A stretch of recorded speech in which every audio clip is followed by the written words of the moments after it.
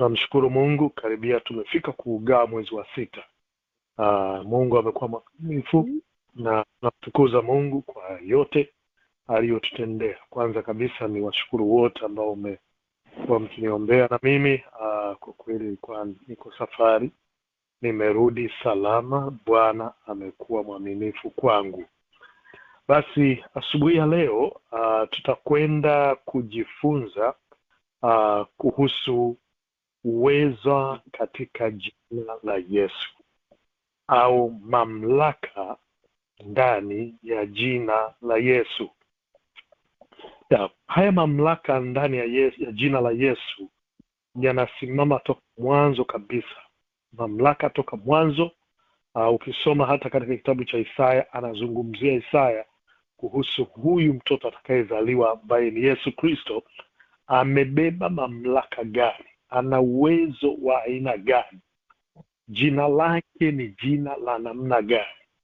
Hayo mamlaka hayafananishwi na uweza wa aina yoyote. Kwa hiyo jina la Yesu tumepewa kwalo ni jina muhimu sana. Kwa hiyo nataka tu kujikita katika somo hili kuhusu mamlaka ndani ya jina la Yesu, na utaona kwamba jinsi gani Mungu alikuwa anakusudia kwamba hili jina liwe na utukufu zaidi, hili jina liwe na nguvu zaidi. Ukisoma katika kitabu cha Matendo ya Mitume na kuanzia ile sura ya 3 na mstari wa 1, Matendo ya Mitume sura ya 3 na ule mstari wa 1, utaona jinsi gani mitume walivyolitumia hili jina kwa ufasaha zaidi na kwa umakini zaidi, ili kwamba jina la Yesu Kristo liweze kupika na liweze kufanya kazi. Hilo jina liweze kujidhihirisha kila maeneo, na hilo jina mitume walilitumia sana, na licha kwamba walitumia katika jambo mbalimbali, lakini ilikuwa ni ishara pia ya kuweza kumtangaza Kristo, kumtangaza Kristo aliyezaliwa, kumtangaza Kristo aliyeteswa, kumtangaza Kristo ambaye aliyefufuka kutoka katika wafu. Kwa hiyo tukisoma katika Matendo ya Mitume ile sura ya 3 na ule kuanzia ule mstari wa 1, Matendo ya Mitume sura ya 3 na ule mstari wa 1, ngoja nifungue halafu tusome, na utaona jinsi gani nini linatufundisha sisi tukisimama katika imani. Linatufundisha nini wakati tukiwa katika harakati mbalimbali ambazo tunaendelea nazo. Utaona nguvu ambayo iko ndani ya Yesu Kristo. Kuna mamlaka ndani ya Yesu Kristo, kuna uweza ndani ya Yesu Kristo. Hakuna kitu chochote ambacho kiko nje au kinaweza ikaweza kuhimili vitu ambavyo Mungu anakusudia kufanya. Matendo ya Mitume yanasema kwamba siku moja saa 9 alasiri, Petro na Yohana walikuwa wakienda hekaluni wakati wa sala. Wakati huo watu walikuwa wanambeba mtu mmoja kiwete tangu kuzaliwa. Watu hao walikuwa wakimweka huyo mtu kila siku kwenye mlango wa hekalu uitwao mlango mzuri, ili aombe chochote kwa wote waliokuwa wakiingia hekaluni. Alipomwona Petro na Yohana wakiingia hekaluni, aliwaomba wampe chochote. Petro na Yohana walimkodolea macho, naye Petro akamwambia, tutazame. Naye akayogeukia akitazama kupata kitu chochote kutoka kwao. Kisha Petro akamwambia, sina fedha wala dhahabu, lakini kile nilicho nacho nitakupa. Kwa jina la Yesu Kristo wa Nazareti, tembea. Alafu akamshika mkono wa kulia akamwinua. Papo hapo miguu na mikono yake yakapata nguvu, akaruka, akasimama, na kuanza kutembea. Halafu akiingia pamoja nao hekaluni, akitembea na kurukaruka huku akimtukuza Mungu. Bwana asifiwe sana. Maandiko yanasema kwamba alianza kurukaruka, akaingia pamoja nao hekaluni huku akimtukuza Mungu. Watu wote walipokuwa wanamuona akitembea na kusifu na kumsifu Mungu, walimtambua kuwa ndiye yule aliyekuwa anaombaomba karibu na ule mlango mzuri wa hekalu. Akashangaa, na wakashangaa mno hata wasiweze kuelewa yaliyompata. Hallelujah. That there is a power in the name of Jesus. Kuna nguvu katika jina la Yesu. Ndio maana unaweza ukasema kwamba kuna nguvu katika jina la Yesu, na hili jina tumepewa kwalo, hili jina lina uweza na mamlaka. Kwa hiyo unaona jinsi gani Mungu alivyokuwa anakusudia lile jina, tukilitumia kwa jinsi tunavyoweza, tukilitumia kwa imani, tukisimama wakati wowote tukasema nimepewa jina lipitalo majina yote, nimepewa jina lipitalo majina yote. Kwa hiyo unaweza, ninaomba dada Veni kama ukimute huyo mtu itakuwa ni amen. Kwa hiyo kuna jina kuu katika jina la Yesu Kristo. Unaona mambo mengi ambayo yanaendelea wakati wote, utaona kwamba jinsi gani Mungu ametupatia uweza na mamlaka. Kwa hiyo unakuta wengi huwa tunashindwa kuelewa ndani ya hili jina. Watu wengi hutafuta suluhisho katika mali mbalimbali. Watu wengi hutafuta suluhisho kupitia mali. Wengi wanapata suluhisho wakijua tu kwamba labda nimeugua, ninaomba nichangie. Nimeugua, naomba mnichangie. Cha kwanza ni hicho. Nimeugua, sijui nitapataje hela ya kutibiwa. Mimi ni mgonjwa, sijui hospitali gani iliyo nzuri. Mimi sijui ni mgonjwa, tumpeleke mgonjwa India. Sijui ni mgonjwa, siko kwamba nasema ni vibaya kumpeleka mgonjwa India. Si vibaya kutafuta pesa kwa ajili ya matibabu. Ninachozungumza, kitu cha kwanza kinachotakiwa kuwa ni kusimama katika imani ya uponyaji, kwamba Mungu yeye anaweza kwa lolote lile. Awe ndo wa kwanza, hata kabla hujapiga 911. 911 iwe ya kwanza katika kila shida unayopitia, kuliita jina la Bwana Yesu. Jina la Yesu lina uweza na mamlaka. Jina la Yesu lina uweza. Ukiona kweli Petro na Yohana walivyofika pale, wakatumia ile nguvu ya jina la Yesu ambalo linazidi fedha, linazidi madaktari, linazidi uwezo, linazidi mamlaka ya aina yoyote, jina la Yesu Kristo. Na mtu huyu alipokuwa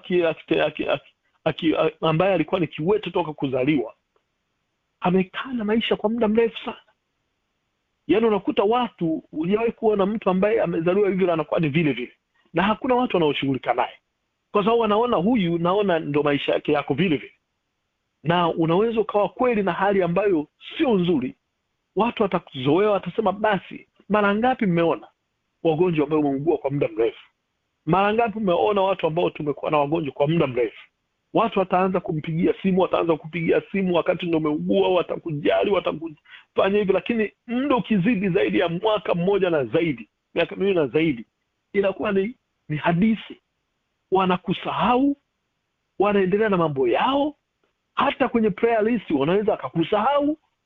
Kwa hiyo unatakiwa uweze kusimama na kuamini kwamba kuna jina lipitalo majina yote, ambalo Yesu hawezi akaniangusha, Yesu hawezi akaniacha. Watu watanipita hapo kwenye mlango, watanitazama, wasinijali. Watakupa hela mara ya kwanza, mara ya pili, baadaye wataanza kukupita.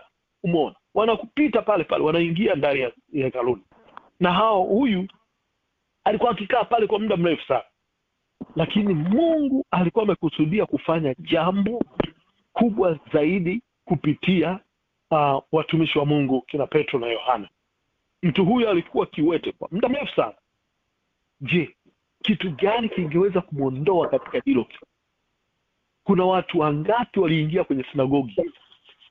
Je, wachungaji katika sinagogi hilo waliingia wangapi? Wanajua kwamba huyo kiwete yuko pale nje, kwa sababu wanaona huyo ni maisha yake hayo na ni hali yake ndio hiyo, kwa hiyo inabidi aendelee tu kwa hivyo. Umeona tunajifunza nini kupitia hili? Na kupitia hili tunachojifunza jina la kuna kelele, ni jina la Yesu, jina lenye mamlaka na nguvu kuliko kitu chochote kile. Lakini hili ni fundisho linatufundisha kuhusu jina la Yesu, jinsi gani lina uweza na mamlaka. Kiwete aliomba fedha, lakini Mungu hakumpatia ile fedha, na badala yake alimwandaa kwa muujiza wa uponyaji. Wewe unaweza ukawa na wazo lingine kabisa. Mungu huwa anaandaa kitu au jambo lingine tofauti kabisa, kwa sababu kuna kitu. Ndio maana nasema kwamba Biblia inasema kwamba yeye anatuwazima siku zote, si ya mabaya, ni kutupatia sisi tumaini. Katika kitabu cha Yeremia alikuwa anazungumza, hutuwazia mawazo mema wala si ya mabaya, kutupa yeye tumaini. Kwa hiyo Mungu ana kusudi jema juu ya maisha yako. Haijalishi umekuwa na matatizo kwa muda gani, haijalishi umekuwa kwenye kitanda kwa maisha yani kwa umbali au kwa miaka mingapi, umekuwa na hiyo shida kwa miaka mingapi, lakini iko siku Mungu ameandaa jambo kwa ajili yako. Mungu ameandaa kitu kwa ajili yako. From nowhere utashangaa Mungu anatumia watu, utashangaa Mungu anafanya jambo kubwa zaidi, mpaka na wengine watashangaa, na utabaki wewe kuwa ushuhuda katikati yako, kutabaki kuwa ushuhuda. Kitabu cha Wafilipi sura ile ya pili, Wafilipi sura ya pili na ule mstari kuanzia ule mstari wa 9, Biblia inasema kwamba kwa sababu hiyo Mungu alimkweza juu kabisa, ambaye huyu ni Yesu, akampa jina lililo kuu kuliko majina yote, ili kwa heshima ya jina la Yesu viumbe vyote mbinguni, duniani na kuzimu vipige magoti mbele yake, na kila mtu akiri kwamba Yesu Kristo ni Bwana, kwa utukufu wa Mungu Baba. Bwana asifiwe sana. Anasema alimkirimia jina lipitaro majina yote, jina lipitaro majina yote. Mungu alimwadhimisha mno huyu Yesu, alimwadhimisha sana, ndio akampa jina na akamkirimia. Maandiko yanasema akamkirimia jina lile lipitalo majina yote, jina kuu kupita majina yote ya viumbe vya mbinguni, ya viumbe vya duniani na vya viumbe vilivyoko kuzimu, vinavyoonekana na visivyoonekana, vile ambavyo vinatembea na visivyotembea. Kwa hiyo majina yoyote yale yaliyoko kule haliwezi likazidi uweza na mamlaka lililobeba jina la Yesu Kristo. Lina mamlaka ya ajabu sana, na ndio maana tunajivunia kwalo hilo jina, maana uwezo wa kifaa. Na ukikuta Isaya alizungumza kuhusu Yesu, alizungumza kwamba mtoto amezaliwa, nimempatia, amepewa mamlaka na uweza uko juu ya mabega yake, uweza wa kifalme uko juu ya mabega yake. Na ukiona kwamba maana gani mabega, unakuta wanazungumza mabega yanaonyesha ishara ya ukuu, ishara ya mamlaka. Katika nyakati zile walikuwa na, unajua uweza unaonyesha. Hata ukiangalia maaskari na renki za juu, ukiangalia kwenye mabega yake amebeba nyota ngapi, unakuta ndio uweza. Na upande mwingine walikuwa wanasema kwamba ni mtu ambaye anaonyesha jinsi gani na nguvu katika maisha yake kuweza kubeba mizigo mizito. Kwa hiyo yeye alipewa nguvu, alikuwa ni mfalme wa wafalme, na ndio maana akapewa majina ambayo yanadhihirisha uwezo alionao. Majina matano aliyopewa Yesu Kristo, mnafahamu. Aliambiwa yani yeye ni mshauri wa ajabu, anasema Mungu mwenye nguvu, Baba wa milele, mfalme wa amani. Umeona, Mungu mwenye nguvu. Kwa hiyo Mungu alishuka kwetu sisi, na hilo jina tulilopewa kwalo linatupasa sisi kupokea uponyaji, linatuwezesha sisi kupokea ukombozi kwa jina hilo, kwa sababu hilo jina lapita majina yote. Jina lapita majina yote. Hakuna jina lingine linaloweza kuzidi jina hilo. Kuna mwimbaji alikuwa anaimba akasema kwamba liko jina la Yesu lapita majina yote, ni jina la Yesu. Hilo jina la Yesu lina uweza. Kwa jina lina uweza kuliko majina yote, na kwa jina ambalo tunalojua linatoa mapepo. Jina ukilitumia linaleta uponyaji. Jina hili ukitaja dhidi ya mapepo, kwa sababu anaposema kwamba ni jina kuu ambalo liko dhidi ya majina yaliyoko kuzimu, yaliyoko juu mbinguni, yaliyoko kila mahali, hilo jina lina nguvu. Kwa hiyo ndio maana unakuta yaliyoko majina yaliyoko kuzimu yanatambua. Ukitamka jina la Yesu yanatambua ni nani unamzungumza, na yanatetemeka na kupiga magoti, kama Biblia inasema kwamba kila goti litapigwa. Yaani liwe kule kuzimu lazima mapepo na majini yapige goti.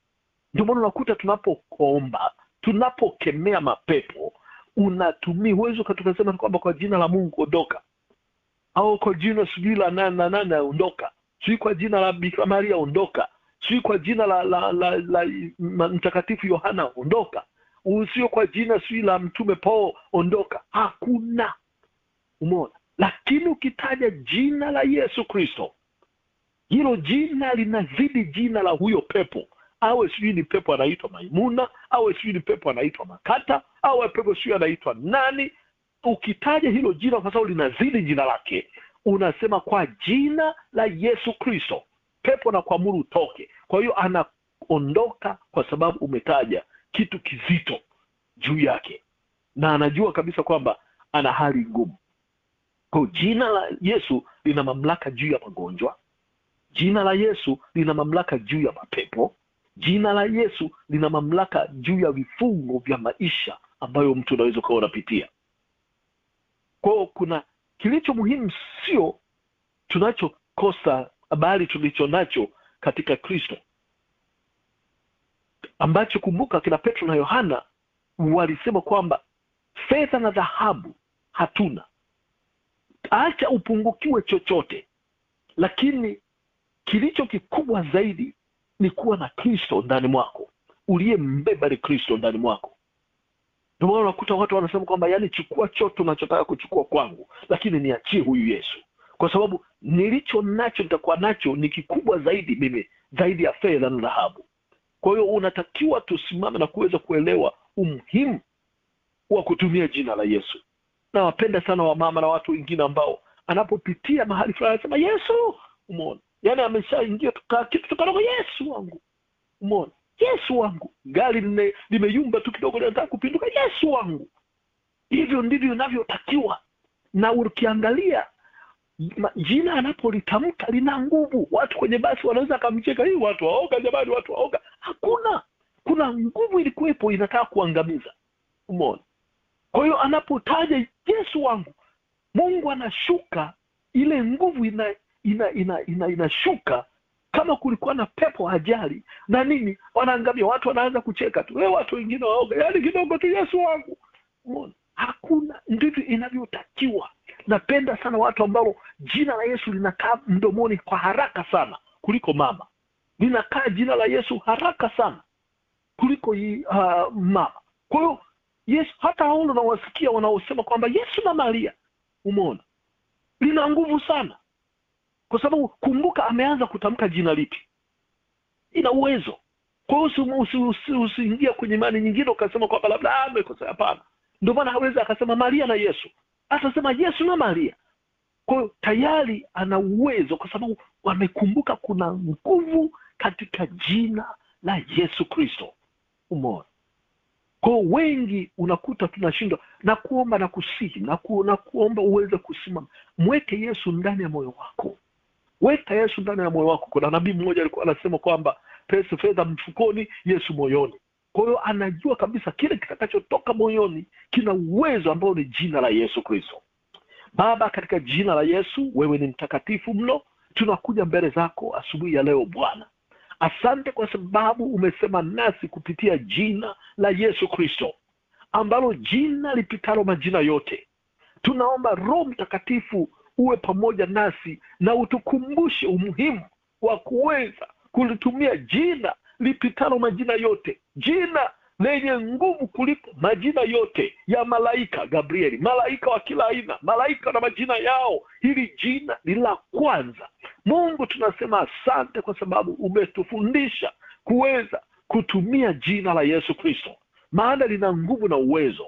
Asante Baba wa mbinguni kwa sababu wewe utakwenda kujidhihirisha, maana uwezo na mamlaka katika jina la Yesu Kristo ukafanye kazi. Viwete wakatembee, vipofu wakaone, wagonjwa wakapokea uzima katika jina hili la Yesu Kristo, jina kuu lilipitalo majina yote, kupita majina ya magonjwa ya aina yoyote. Baba, ninakushukuru asubuhi ya leo, wewe ukatuongoze Bwana, kila tunapopita neno lako Bwana likajae ndani ya moyo wetu. Yesu, ukakae ndani mwetu, sema nasi Yesu, tuongoze Bwana katika mapito yetu. Ninakushukuru Mungu kwa sababu upo pamoja nasi, utakwenda kutenda sawasawa na neno lako katika jina la Yesu. Amen. Amen.